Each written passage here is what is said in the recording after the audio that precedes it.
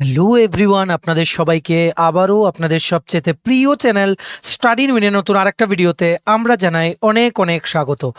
গতকালকে থেকে একটা নিউজ ক্লিপ বিভিন্ন জায়গায় সোশ্যাল মিডিয়া প্ল্যাটফর্মসে ভাইরাল হচ্ছে। ত্রিপুরা সরকারি কর্মচারীদের নাকি ডিয়ারনেস অ্যালাওয়েন্স যেই 22% পেন্ডিং আছে বা বকে আছে, 22% মহার্ঘ ভাতা, সেটার নাকি একটা বিগ পার্ট গভর্নমেন্ট নাকি চেষ্টা করছে ক্লিয়ার করে দেওয়ার বিফোর 31 অক্টোবর। এই সংক্রান্ত একটা খবর প্রকাশিত হয়েছে একটা অনলাইন নিউজ পোর্টালে, যার পর অনেকেই তোমরা বা আপনারা কিন্তু আমাদেরকে হোয়াটসঅ্যাপ করেছেন এই নিউজ ক্লিপটা আর আমাদের কাছে জানতে চেয়েছেন যে এটা কি সত্যি কিনা। সো এই ভিডিওতে আমরা বলে দেব যে খবরে প্রকাশিত ত্রিপুরা সরকারি কর্মচারীদের জন্য যে ডিএ সংক্রান্ত নিউজ সেটা কি সত্যি নাকি কোনো একটা রিউমার। ঠিক আছে, আমরা খবর নিয়ে কি জানতে পেরেছি জাস্ট কিছুক্ষণ আগে সেটাই আমরা আপনাদের বলে দেব। তাছাড়া কিছুদিন আগে মানে এখন চলছে জুলাই মাস, গত জুন মাসের 14 তারিখ একটা সরকারি দপ্তরের মিটিংয়ে সিদ্ধান্ত নেওয়া হয়েছে যে সরকারি কর্মচারীদের যেই পারফরম্যান্স থাকবে সেটার ভিত্তিতে প্রত্যেক বছর যারা যারা সবচেয়ে কম পারফরম্যান্স দেবে, যাদের লো পারফরম্যান্স থাকবে 10% সেই রকম এমপ্লয়িজদেরকে চাকরি থেকে বাতিল করে দেওয়া হবে, মানে চাকরি হারা হবে বিভিন্ন কর্মচারী। সো সেটা নিয়েও গতকালকে থেকে অনেক জায়গায় তোমরা আমাদের প্রশ্ন করছো, অনেকে নিউজ ক্লিপিংটাও পাঠিয়েছো, মিটিংয়ের মাইনিউটসটাও 2-3 জন আমাদেরকে পাঠিয়েছে। সো আমরা এই দুটো একসাথে টপিক এই ভিডিওতে কভার করব। ত্রিপুরার সমস্ত সরকারি কর্মচারীদের জন্য বা তোমরা যারা চাকরি প্রত্যাশী আছো তোমরাও জেনে রাখো, সবার জন্য খুব গুরুত্বপূর্ণ ভিডিওটা। আপনারা কিন্তু please maximum WhatsApp, Facebook, Telegram গ্রুপে এই ভিডিও লিঙ্কটা শেয়ার করে সবাইকে গুরুত্বপূর্ণ আপডেটগুলো আমাদের এই ভিডিওর মাধ্যমে আপনারা জানিয়ে দেওয়ার চেষ্টা করবেন। আর যারা আপনারা ফার্স্ট টাইম দেখছেন আমাদের চ্যানেলটা, এক্ষুনি আমাদের channel study in winter subscribe করে সাইডে নোটিফিকেশন বেলটা কিন্তু অবশ্যই আপনারা ক্লিক করে রাখতে ভুলবেন না। ত্রিপুরার সমস্ত চাকরির আপডেট, চাকরির প্রিপারেশন করার জন্য ফ্রি ইউটিউব ক্লাসেস, সরকারি কর্মচারী ও পেনশনারদের update, educational update, current affair সবকিছু একটা প্ল্যাটফর্মে আপনারা কিন্তু পেয়ে যাবেন। আমাদের Facebook page, Telegram group, WhatsApp channel সবকিছু লিঙ্ক আমার নিচে ডেসক্রিপশন বক্সে দিয়ে দিই। তোমাদের আপনাদের ইচ্ছে হলে এগুলো ফলো করতে পারেন বা জয়েন করতে পারেন, ওখানে আমরা সমস্ত আপডেট জানালি আমরা শেয়ার করে থাকি। ঠিক আছে, আচ্ছা, ভিডিওর মেইন টপিকে যাওয়ার আগে আরেকটা খবর বলে দেই। যারা তোমরা চাকরি প্রত্যাশী আছো, বিভিন্ন আপকামিং সরকারি চাকরি লিখিত পরীক্ষা বা ইন্টারভিউর জন্য তোমরা প্রিপারেশন নিচ্ছ, তোমাদের জন্য একটা গুড নিউজ হচ্ছে সমস্ত ত্রিপুরার আসন্ন সরকারি চাকরি লিখিত পরীক্ষা বা ইন্টারভিউর প্রিপারেশন করার জন্য ইংলিশ প্লাস বাংলা দুটো ভার্সনেই প্রত্যেকটা পরীক্ষার সিলেবাস ওয়াইজ একদম আপডেটেড কমপ্লিট নোটস তোমরা আমাদের কাছে পেয়ে যাবে, যেই নোটসগুলো পড়লে তোমাদের পরীক্ষায় অবশ্যই ভালো ফলাফল তোমরা কিন্তু করতে পারবে। কোন কোন পরীক্ষা? For example TPSC combine 4, combine 3 mains, youth organiser, excise sub inspector, 218টা পোস্টে আসন্ন ত্রিপুরা পুলিশের সাব ইন্সপেক্টর নিয়োগ, 100টা পোস্টে স্টেনোগ্রাফার নিয়োগ, ত্রিপুরা হাইকোর্টের ফ্যামিলি কোর্ট আর ডিস্ট্রিক্ট কোর্টের এলডিসি আর PA group D driver recruitment, youth affairs and sports ডিপার্টমেন্টের junior physical instructor recruitment, JRBT 2 group C group D forester forest guard, Tripura police sub inspector constable, jail police, fire service, software TRLM, TSR, SSC GD, CSSLM, T stenographer, CGL, RRB, NTPC, RRB, assistant loco pilot, RRB group D, সবগুলো পরীক্ষা যেগুলো বলেছি বা যেগুলো বলিনি, যেই পরীক্ষাগুলোই তোমরা as an aspirant from Tripura দিতে পারবে, বসতে পারবে, অ্যাপ্লাই করতে পারবে, সবগুলোর প্রিমিয়াম কোয়ালিটি ইংলিশ বাংলা দুটো ভার্সনে ফুল সিলেবাস নোটস আমাদের থেকে পেতে এক্ষুনি তোমরা আমাদের সাথে কল বা হোয়াটসঅ্যাপের মাধ্যমে যোগাযোগ করে নিতে পারো। আমাদের কন্ট্যাক্ট নাম্বার হচ্ছে 6033157164। আবার বলে দেই 6033157164। আমাদের কন্ট্যাক্ট নাম্বারটা প্রত্যেকটা স্লাইডের উপরে দেওয়া আছে ফর ইওর কনভিনিয়েন্স। দেখে রাখুন আপনারা সবাই এই নিউজ পেপার ক্লিপিংটা। নিউজ পেপার বলতে অ্যাকচুয়ালি নিউজ আর্টিকেল ক্লিপিং। এটা অনলাইন একটা যে ওয়েবসাইট আছে ভেরি রেপিউটেড, ত্রিপুরাইনফো.com, ত্রিপুরাইনফো.com ওয়েবসাইটে এটা পাবলিশ করা হয়েছিল যে অর্থ দপ্তর, ত্রিপুরার অর্থ দপ্তর নাকি চেষ্টা করছে মানে অক্টোবরের 31শে অক্টোবর যেটা ডেডলাইন দেওয়া হয়েছে 16th ফিনান্স কমিশনকে আগামী 5 বছরের যে কমিটেড এক্সপেন্ডিচার দেখানোর, সেটার মধ্যে নাকি এই ডেডলাইনের মধ্যে নাকি অর্থ দপ্তর ত্রিপুরা স্টেট গভর্নমেন্টের চেষ্টা করছে যাতে একটা সিংহভাগ যে 22% দিয়ে পেন্ডিং আছে সেটার একটা বিগ পার্ট যাতে মিটিয়ে দেওয়া হয় সেটা চেষ্টা করছে। সো আপনারা অনেকেই আমাদেরকে পাঠিয়েছেন, আমরা তারপর আজকে খবর নিলাম যখনই অফিস খুললো, আজকে হচ্ছে কত তারিখ, 7 জুলাই সকালে, সোমবারে, ঠিক আছে। তো এর আগে দেখে রাখুন আমরা কি জানতে পেরেছি সেটা বলবো। এর আগে দেখে রাখুন কি লিখেছে। The finance department of the state government is reportedly weighing options on clearing the pending dearness allowance and dearness relief to the employees and pensioners before the day of 31st October, the deadline for incurring expenses on non-plan heads for inclusion as committed expenditure of the state by the 16th Finance Commission। একটু আগে আমরা যেটা বললাম, ঠিক আছে, highly placed sources, ওনারা ওনাদের আর্টিকেলে বলেছে যে হাইলি প্লেস সোর্সেস, ওনাদের সোর্সেস থেকে ওনারা খবর পেয়েছে, সোর্সেসটা কোনখানের, from the secretariat, that the finance department is weighing in all options to decide how much of the pending 22% can be paid by the deadline of 31st October। ওনারা ওনাদের যে সোর্সেস আছে সেখান থেকে খবর পেয়েছে যে ত্রিপুরার অর্থ দপ্তর নাকি এখন সিদ্ধান্ত নিচ্ছে যে 22%-র মধ্যে কত শতাংশ ক্লিয়ার করে দেওয়া যায় maximum by 31শে October.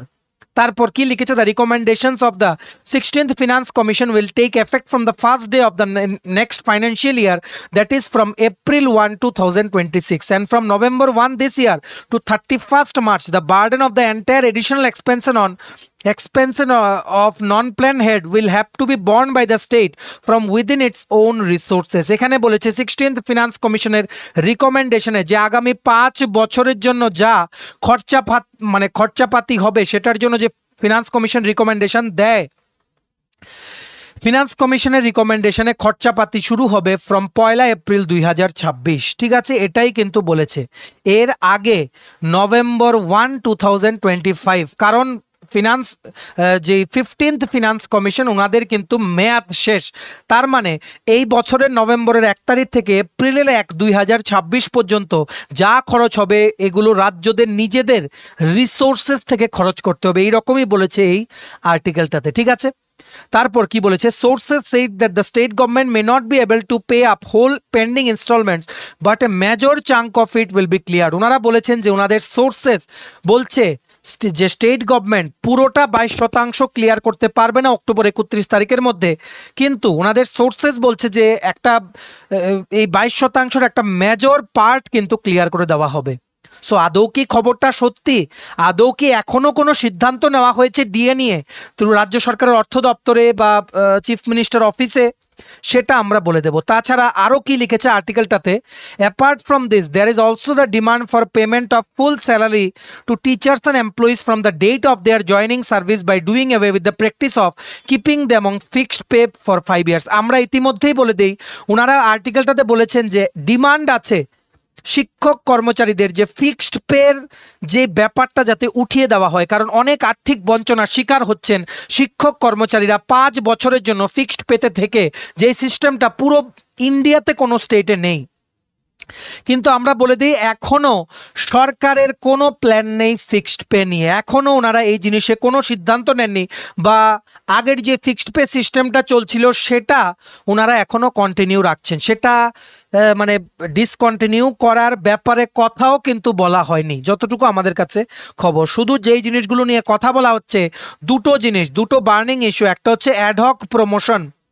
Multiple meetings করছেন আমাদের অনারেবল সিএম, সুপ্রিম কোর্টের একজন অ্যাডভোকেট, ওনাকে উনি দেখেছেন, নামটা ভুলে গেছি, ঠিক আছে, আমরা বলেছিলাম আগের ভিডিওতে সাম ভট্টাচার্য, ঠিক আছে, ভুলে গেছি নামটা, সরি। সো ওনাকে ডেকে আমাদের অনারেবল সিএম ওনার সাথে ডিসকাস করেছেন যে কি করে অ্যাডহক প্রমোশনের ম্যাটারটা, সেই কেসটা সুপ্রিম কোর্টে চলাকালীন অবস্থায় প্রমোশন দেওয়া যায়, কারণ অ্যাডহকটা ছিল এককালীন প্রমোশন, এটা বারবার কেউ নিতে পারবে না, ঠিক আছে। সো সেটা নিয়ে বিভিন্ন দপ্তরে কথোপকথন হচ্ছে যে অ্যাডহক প্রমোশনটা কবে উঠবে। এখন 11-12 বছর হয়ে গেছে, এখনো কেন উঠছে না অ্যাডহক প্রমোশন? অ্যাডহক প্রমোশন থেকে রিটায়ারমেন্টে গেলে কোনো অ্যাডহক পোস্টের বেনিফিট পাচ্ছে না সরকারি কর্মচারীরা। AG account general of India directly deny করে দিয়েছে যে অ্যাডহক পোস্টের পরিপ্রেক্ষিতে অ্যাডহক পোস্টে পাওয়া লাস্ট বেসিকের 50% পেনশন হিসেবে দেওয়া যাবে না। তারপরে কিন্তু ঘাবড়ে গেছে সমস্ত ত্রিপুরা সরকারি কর্মচারীরা। প্রশ্ন একটাই, কবে হবে প্রমোশন, কবে সব কিছু ঠিক হবে? ধৈর্যেরও তো একটা সীমা আছে। কবে থেকে একটা কেস ফাইল করা হয়ে গেছে সুপ্রিম কোর্টে, সেটাও কিন্তু এখনো কোনো সুরাহা হয়নি। আরেকটা জিনিস হচ্ছে এসটিজিটি নিয়োগ, সেটা নিয়েও গভর্নমেন্ট চিন্তা ভাবনা করছে।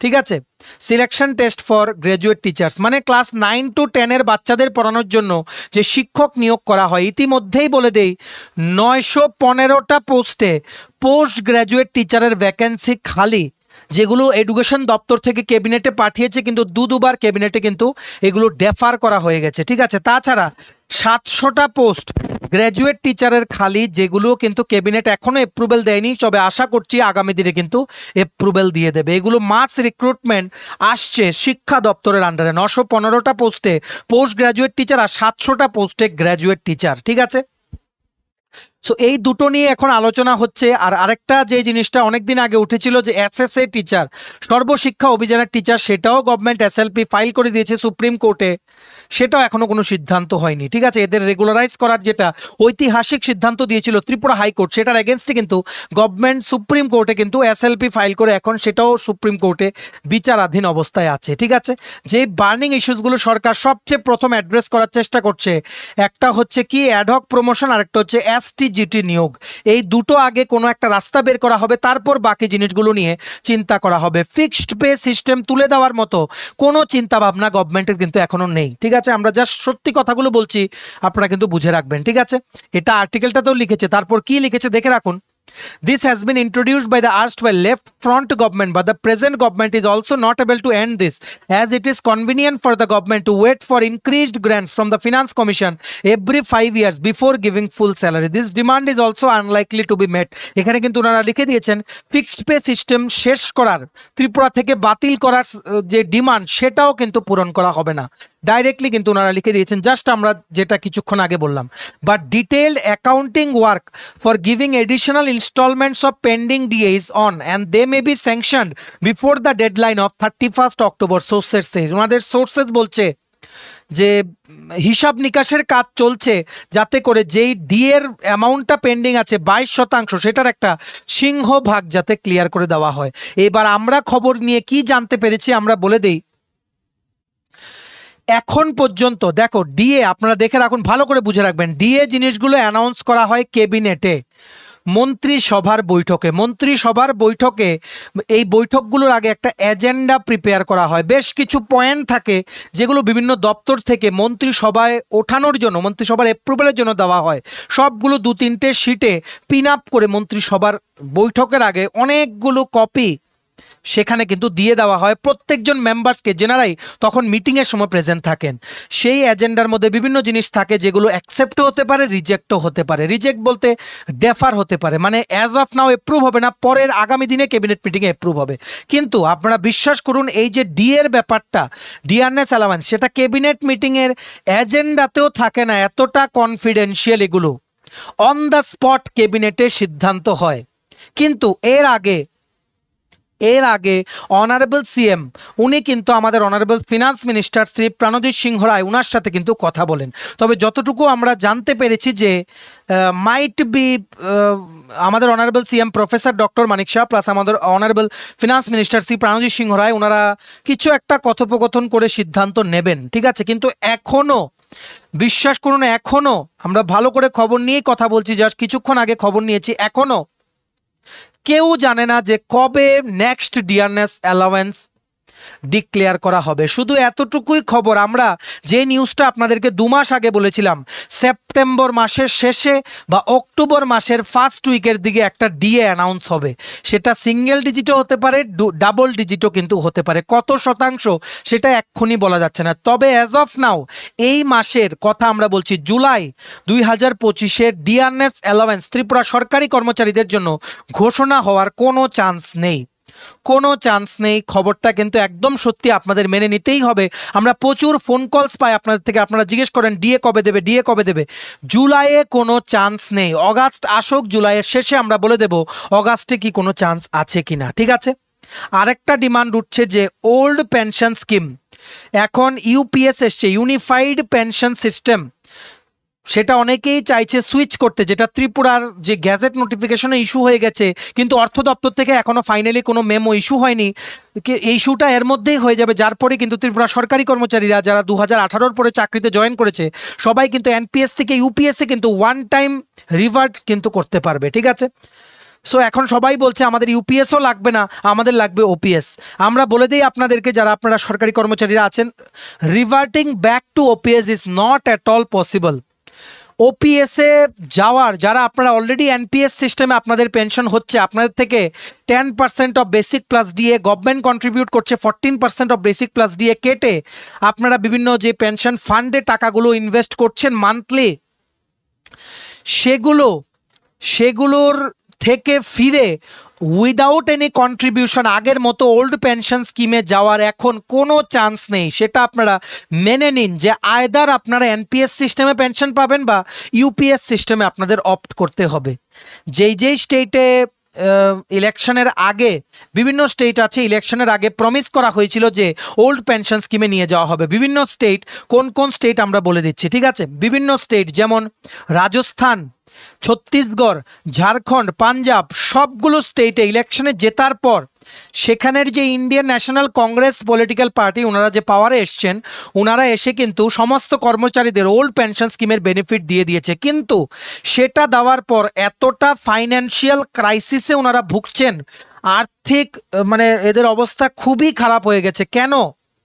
কারণ ফর এক্সাম্পল বলছি, হিমাচল প্রদেশে যে কংগ্রেস গভর্নমেন্ট এসে ওনারা কিন্তু ওল্ড পেনশন স্কিম দিয়েছেন 1.5 লাখ সরকারি কর্মচারীদের, ও পেনশনার মানে পেনশনার তো নেই অ্যাকচুয়ালি, 1.5 লাখ সরকারি কর্মচারীদের যারাই এনপিএস এর আন্ডারে ছিল। কিন্তু তারপর গভর্নমেন্ট একিউট আর্থিক সমস্যার সম্মুখীন হচ্ছে, কারণ এই ওপিএসে শিফট করার জন্য এনপিএস থেকে যে অর্থটা লাগবে সেটা ডাইরেক্টলি কিন্তু রিজার্ভ ব্যাংক অফ ইন্ডিয়া স্টেটদেরকে বলে দিয়েছে যে আমরা এই লাইবিলিটি নিতে পারবো না। যার জন্য হিমাচল প্রদেশের নিজেদের যে ট্যাক্সের থেকে আর্ন করা যে রাজস্ব রেভিনিউ, সেটার 450% অফ ট্যাক্স রেভিনিউ কিন্তু এদের লস হয়েছে। লস মানে এই ওপিএসে কনভার্ট করতে এদের খরচ করতে হয়েছে, যেগুলো স্টেটের ডেভেলপমেন্ট ওয়ার্কস বা অন্যান্য কিছু কাজ আসতো, ঠিক আছে। যার জন্য আগামী এই ওপিএসে যেই স্টেটগুলো শিফট করেছে, এরা RBI reserve bank of India বলেছে যে সেই সমস্ত স্টেটের জিডিপি গ্রস ডোমেস্টিক প্রোডাক্টে এই ওপিএসে শিফট হওয়ার জন্য যে ফাইন্যান্সিয়াল লসটা হচ্ছে বা স্ট্রেস বা চাপটা যে পড়ছে এদের উপরে, সেটা তাদের স্টেটের জিডিপির উপরে 0.9% ইম্প্যাক্ট ফেলতে পারে। তাদের জিডিপি 0.9% কমিয়ে দিতে পারে বাই 2060 ইয়ারের মধ্যে। এটা বিরাট জিনিস, 0.9% is huge if you consider GDP's point of view, ঠিক আছে। তাছাড়া আরবিআই এটাও বলেছে যে যেই সমস্ত স্টেটগুলো এনপিএস থেকে ওপিএসে যাবে তারা হিউজ ফাইন্যান্সিয়াল স্ট্রেস ভোগ করবে, ঠিক আছে। যেটা নাকি এনপিএস সিস্টেমে থাকলে যেটা ভোগ করতো তার থেকে 4.4 টাইমস বেশি হবে, 4.5 টাইমস বেশি হবে। তেমনিভাবে পাঞ্জাব গভর্নমেন্টও, যেখানে মোস্ট প্রবাবলি আম আদমি পার্টি, ঠিক আছে, পাঞ্জাব গভর্নমেন্টও কিন্তু ওপিএস স্কিম কিন্তু এনেছিল, ওল্ড পেনশন স্কিম ওনাদের এজেন্ডাতেই ছিল বিফোর ইলেকশনস। আফটার ইলেকশনস দিয়ে দেওয়া হয়েছিল ওল্ড পেনশন স্কিম, কিন্তু তারপর দেখা গেছে 242% ওনাদের নিজেদের রাজ্যের যে রাজস্ব আছে সেটা ওনাদের লস হয়েছে এই কর্মচারীদের ওল্ড পেনশন স্কিম দিতে। এনপিএসে কি ছিল, এমপ্লয়ি থেকে কন্ট্রিবিউশন হতো, কিন্তু কোনো ফিক্সড কত টাকা পাবে এমপ্লয়িরা রিটায়ারমেন্টে গেলে সেটা কিছু স্থির ছিল না, depends on the market and in the scheme in which you are investing throughout your life, ঠিক আছে। কিন্তু ওপিএস ছিল অনেকটাই ভালো, যেখানে গ্যারান্টিড পেনশন ছিল, ফ্যামিলি পেনশন ছিল, অনেক কিছু সুযোগ সুবিধা ছিল, গ্র্যাচুইটি, লিভ স্যালারি সব কিছু তো ছিলই। তাছাড়া কোনো কন্ট্রিবিউশন লাগতো না। এমপ্লয়িজরা কি করে, যারা 2018 আগে জয়েন করেছে ত্রিপুরা স্টেট গভর্নমেন্ট, এরা জিপিএফে টাকা রাখে, যেটা ওনারা উইথড্র করে, আবার এই কন্ট্রিবিউশনটা এদের ইচ্ছে মতো বাড়াতে কমাতেও পারে। সেই জিপিএফ এর ফেসিলিটি এনপিএস এ কিন্তু নেই। এনপিএস এ টায়ার 1 টায়ার 2 আছে, যেটা টায়ার 2 তে আলাদা করে এমপ্লয়িজরা ইনভেস্ট করতে পারে, যে কোনো সময় টাকাটা উইথড্র করে নিতে পারে, কিন্তু that is different from GPF. ঠিক আছে, সো ওপিএস সিস্টেমটাই অনেক ভালো ছিল, কিন্তু এখন কিছু জিনিস মেনে নিতে হয়, যে সিস্টেম এরকম হয়ে গেছে, এখন আর রিভার্ট ব্যাক করা কোনোভাবেই পসিবল না।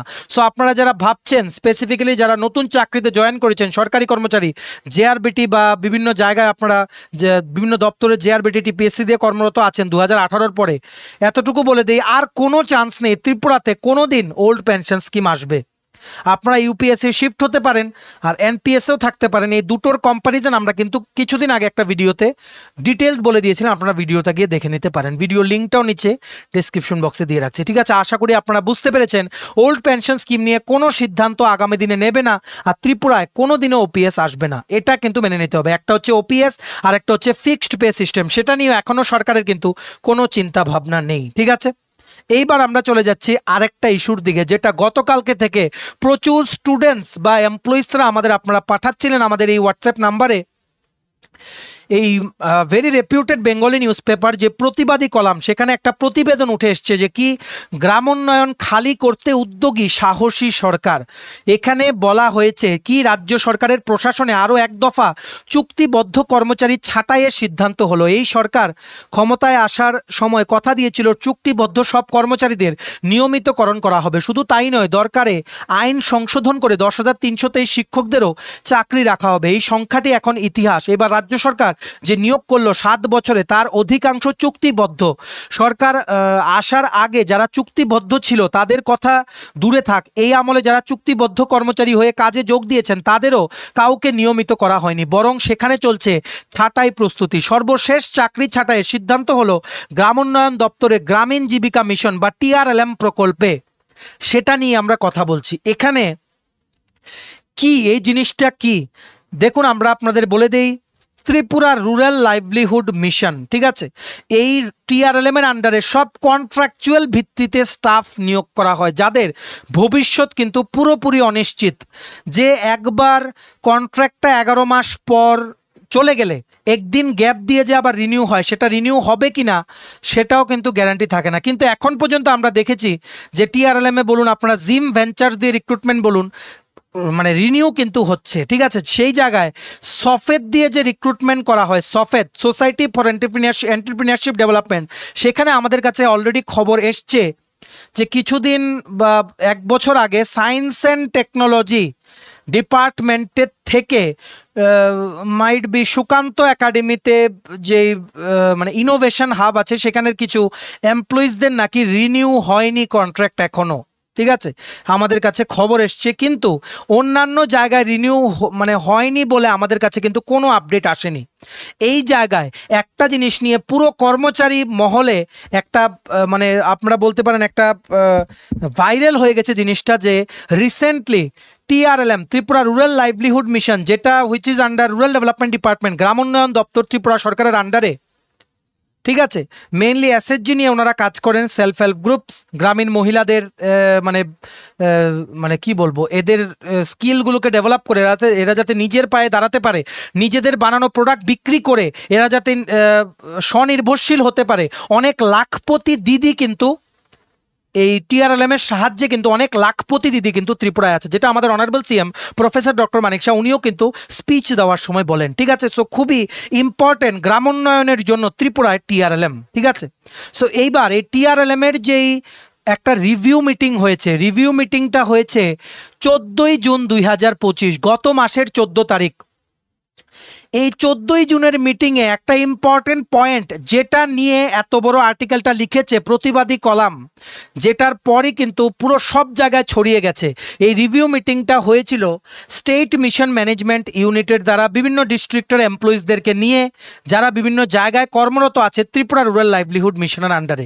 রিভিউ মিটিং 14ই জুন 2025-এ সিদ্ধান্তর অনেকগুলো সিদ্ধান্ত নেওয়া হয়েছে, যার মধ্যে সবচেয়ে বড় যে জিনিসটা সেটা হচ্ছে এই পয়েন্টটা। আপনারা মোবাইল বা ল্যাপটপ যেটা দিয়ে দেখছেন ফুল স্ক্রিন করে রোটেট করে দেখে নিন, এটার জন্যই এই আর্টিকেলটা উঠেছে। কি লিখেছে? Performance appraisal of TRLM staff is to be done every year and and at least 10% lowest performing staff shall be disengaged from the post every year. ওনারা কিন্তু সেটা ওনাদের মাইনিউটস অফ মিটিংয়ে সেটা কিন্তু রেখেছে, যার দরুন এই আর্টিকেলটা কিন্তু উঠেছে। এখানে বলা হয়েছে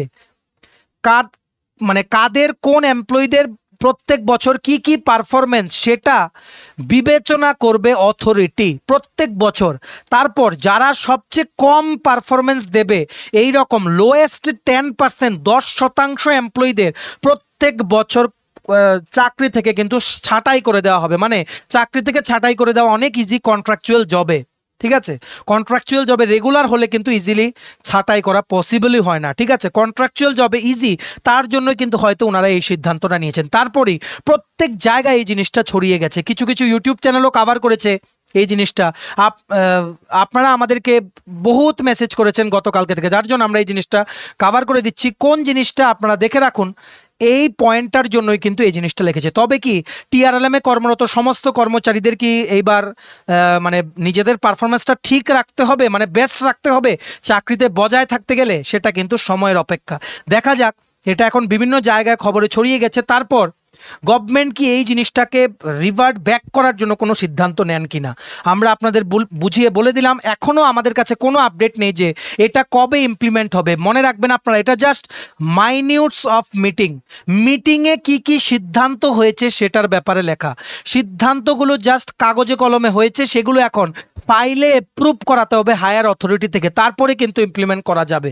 সেই অ্যাপ্রুভাল কবে হবে বা আদৌ হয়েছে কিনা এখনও আমাদের কাছে কোনো খবর নেই। যখনই খবর পাবো আমরা আপনাদের কিন্তু জানিয়ে দেব। তবে আমরা আপনাদের বলছি, যারা নট অনলি টিআরএলএম, বিভিন্ন দপ্তরে যেমন স্বাস্থ্য দপ্তর বা আরবান ডেভেলপমেন্ট ডিপার্টমেন্ট, বিভিন্ন দপ্তরে আপনারা যারা কন্ট্রাকচুয়াল পোস্টে কর্মরত, আপনারা চেষ্টা করবেন আপনাদের পারফরমেন্স যাতে খারাপ না হয়। অফিসের সবার সাথে আপনারা কিন্তু ভালো সম্পর্ক রাখবেন, কারণ হঠাৎ করে কোনো সিদ্ধান্ত নেওয়া হলো, তারপর কিন্তু এমনও হতে পারে কন্ট্রাক্ট কিন্তু রিনিউ হবে না, যেটা আমরা এই মিটিংয়ের সিদ্ধান্তে কিন্তু অলরেডি কিন্তু দেখেছি, ঠিক আছে? সো দেখা যাক কি হয়, আমরা জানিয়ে দেবো। এই জিনিসটাও আমরা কভার করে দিলাম। আপনারা এই নিউজ পেপারের আর্টিকেলটা ভিডিওটা পজ করে পড়ে নিতে পারেন, আর ম্যাক্সিমাম শেয়ার করবেন ভিডিওটা, সবাই যাতে নতুন আপডেটগুলো, সরকারি কর্মচারী সংক্রান্ত সব আপডেটগুলো আমাদের এই ভিডিওর মাধ্যমে যাতে জেনে নিতে পারে, ঠিক আছে?